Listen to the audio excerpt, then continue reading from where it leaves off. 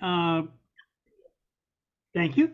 First, I want to tell everybody, there's really, really good news. Trump is not allowed to go commit murder. That this man who pressed justice to the point has been told, no, you're not immune from everything. No, you can't go shoot someone in the middle of the street. No, you can't murder your opponents. No. So But that's that's by the something. but but that's by the Court of Appeals.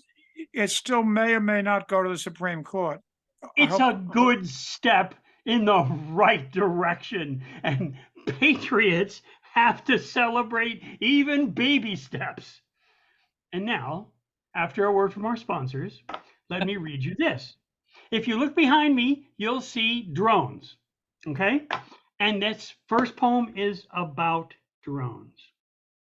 And it's called, oddly enough, Send Out for Drones. They might come home.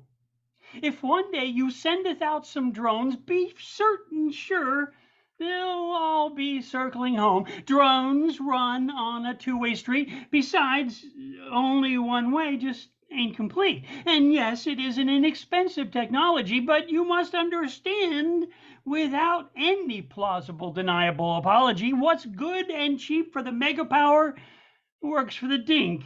And in a minute, they'll have the power. Yes, it is an inexpensive technology, you must understand, without any plausible deniability.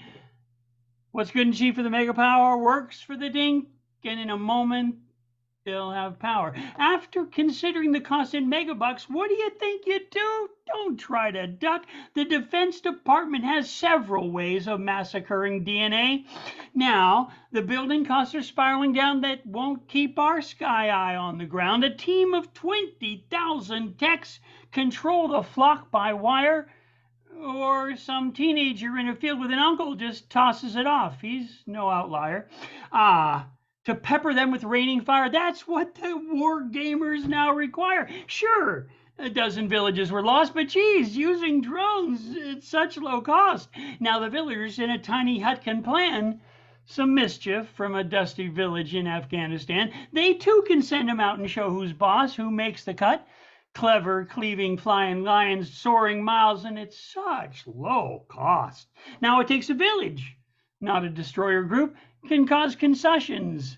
Blast deplorable to boot. Yeah, good for the goose, good for the gander. And now, for something completely different, I offer you this, and I'm going to try share screen for a second.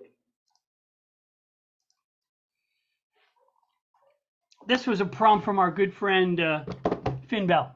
Clock, as in clocking long hours at the office. Clocking long hours at the office, I was often tweeted to quite a ruckus. For what it's worth, I was often stuck. We had a bit of an infestation of mice who were never rude and often quite nice. They rarely ever stole a lunch, and when they did, they'd leave a little bit of something like a tip. And if you left a bit of the sandwich, no way it might slip. But never, though they were hoarders, would they ever take even a bit from me. I must have been over their borders. They always left a little fruit to console, something they might wrestle away to their tiny hidey hole, or just a few Cheez-Its on which they might dine on those lazy afternoons when they had some extra time. And they'd stack those Cheez-Its end on end and tumble them all like dominoes deep into their den.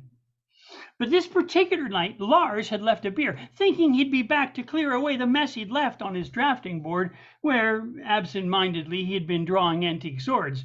He'd drawn Catanias, he'd drawn Gladiuses, he'd drawn lightsabers like you'd see at Toys R Us's, ninja swords with tactical scabbards and seemed like what Vikings might have left in Labrador. He'd drawn rapiers and sabers and cutlasses, he'd sketched scimitars and machetes and basket-hilted fancy ones like you'd see in fencing class. He'd drawn a Hamburg and a Zweihander and a hook sword, but instead the mice turned their attention to the beer that he left where they found their hop's reward.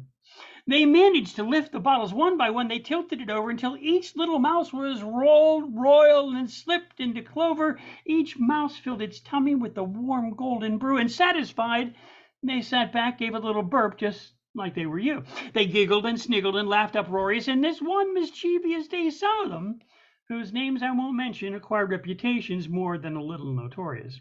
The chief mouse among them sauntered over and tipped his cap, and being more than a little tipsy, fell smack in my lap. Since I was working late, I'd saved my lunch till late, and from my gorgeous galumping bunch of seedless, I handed him a grape. He made it. He gave me a wink, tumbling. He made it back to his feet and hopping back on the drafting board to survey the scene. His rollicking mice mates had tilted the plates and got tangled in plastic wrap and paused breathless to wait. But feeling his responsibility, he turned to his mates, got them to stand up, begin to organize in a bid to relocate. They shoved their waste baskets so the debris could fall in the basket, and since they were still tiny after all, that was more than a tasklet. It was quite an ordeal. No matter how you feel about mice, they have a certain furry appeal. The old squire fell into the peanut butter, and that sure wasn't honey, although when he wiped his whiskers, it really was funny. But I'd clock my time in prose and rhyme, and I hope it touched your smile this time.